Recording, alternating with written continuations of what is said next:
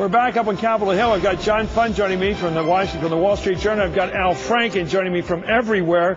You know, the big question, gentlemen, is where we headed with this trajectory. We had a big election last week. Pelosi tried to bring her man in, Jack Murtha, very much the anti-war man of the House, into the leadership with her. That failed today. Tomorrow the Republicans fight over their leadership. Where's this all headed, John Fund?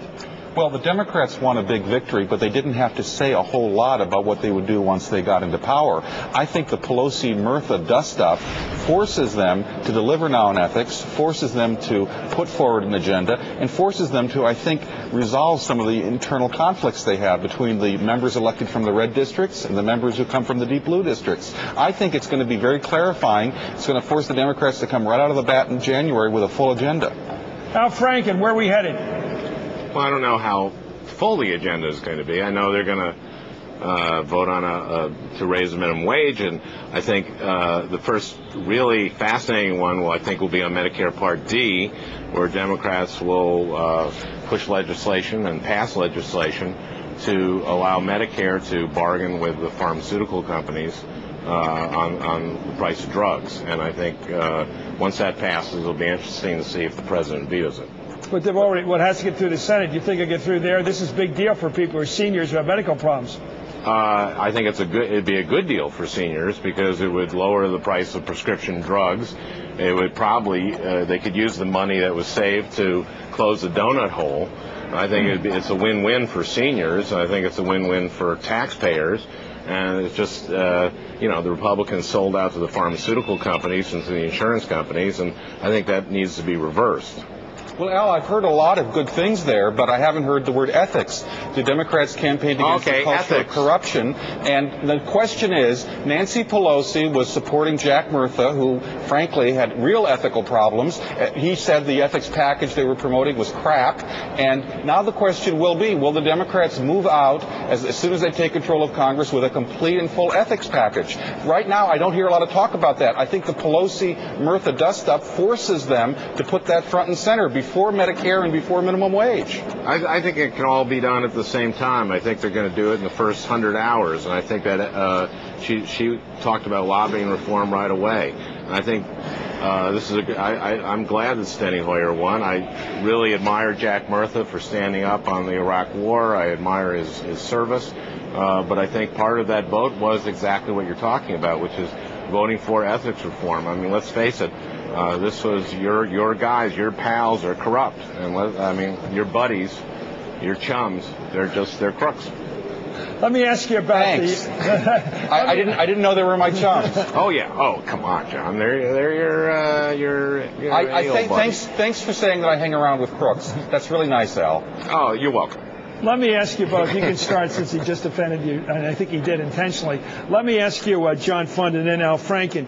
There's a notion around this building. I mean, the great joke is from Mark Russell. I've repeated it before because it's hilarious. He says, what does a congressman say to another congressman on Wednesday? Have a nice weekend.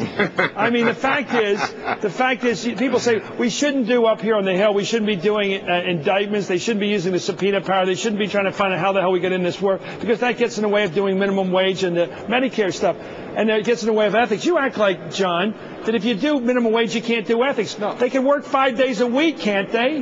Well, they haven't brought a calendar that will say you do that. Look, the Republicans, they had a legitimate problem. It's their only job. They did not do oversight that Congress is supposed to do, because you can't do it 3 days a week. Right. But they also Who have decided that the Hill should only work 3 days a week? Because remember, family-friendly. The whole thing was going to be a family-friendly Congress. So you only work 3 days a week? Well, the question is, track for Capitol Hill? A lot of members decided not to move their families to Washington. Oh, that was a great decision. Back in the district. Yeah. Well, the Democrats are going to have to decide. Okay. Do you want a 5-day work week, or do you want to go back to the Republican calendar? Well, it was Republicans who created the 3-day work week for only themselves. I've heard nothing said about the calendar yet, Chris. Okay, John, get in here, Al. I'm not going to argue this. Well, I just want to, John's pals, his buddies, his friends decided, we'll only have 69 full work days in the whole year. I mean, your buddies did that. Wait a second. A lot of work goes back in the district. It's called consulting with the constituents. You can do that actually on the actual weekend. But these guys only met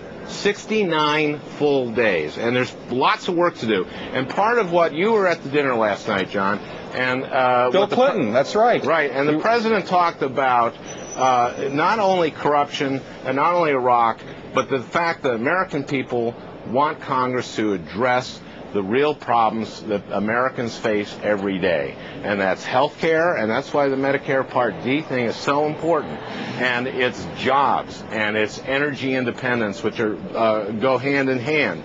We can create so many new jobs with energy, new energy, and just remember, Al, California voters voted on a big oil tax, and they decided that yes, I think we do need alternative energy. But remember, alternative energy can also mean an awful lot of subsidies and an awful lot of waste. We saw that with the ethanol project, which I think a lot of liberal Democrats. I'm surprised you're against ethanol. No, a lot of liberal Democrats were against ethanol. A lot of liberal Democrats were against the shale oil and the other kind of subsidies that we saw in the 1980s. You can have alternative energy, but you can also have it according to market principles, Al, and you don't want to subsidize energy companies, which are already trying to horn in on this. How's Nancy Pelosi? You mean by giving tax breaks to oil companies like your buddies did in the last Congress, in the last energy bill, your pals? You mean billions of dollars in tax breaks, John? Al, for somebody who wants to talk about policy, you just want to make it all personal. I'm sorry. Okay, maybe you're not in on the joke, John.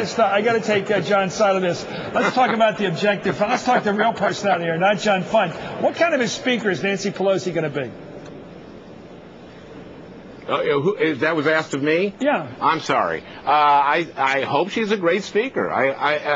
Again, what President Clinton said last night, and John, this was all a joke, your pal thing. You just didn't get it. Okay. Sometimes you're on and sometimes you're off, Al. You know that. No, too. I'm always on. You barely ever off. But anyway, here's the point. What Clinton said yesterday is that Democrats were not given a mandate. We were given a chance. And I think that Nancy Pelosi knows that. And I think that we're going to try to get things done. Now, he was talking about, and John will attest to this, he was talking about the difference between ideology and philosophy. John and I have different philosophies, and his pals, his buddies in the administration have an ideology. And that's what got us into Iraq. What is Bill Clinton's ideology, Al? I was very impressed with the president's speech last night, but he says he was against ideology, so he doesn't have one? I think it's Friday night. He has a philosophy. I think that's his philosophy, Friday night. Now, philosophy is different from an ideology. With an ideology, you know all the answers.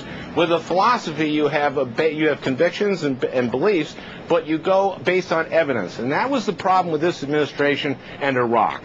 They have been lying to us from the beginning. They have been telling, it was only yesterday, finally, that General Abizaid said we didn't send in enough troops. General Shinseki was right. And he also said we shouldn't pull out. 3.5 years. Okay. Look, please come back, Al. Sure, thanks. You've been doing a lot of homework here, and I think you got ahead of the class. It was very well done. I mean it. I'm not sarcastic. It's great. Thank you, Al, for coming on, and thank you, John. Okay, John, say hi to your buddies. Say hi to Bill. I enjoyed him last night. He was great. He's a great buddy. You got your corrupt buddy. Thanks, Al Franken. Thank you for joining us. And I think John Fund's a good sport to hang out with those buddies of his.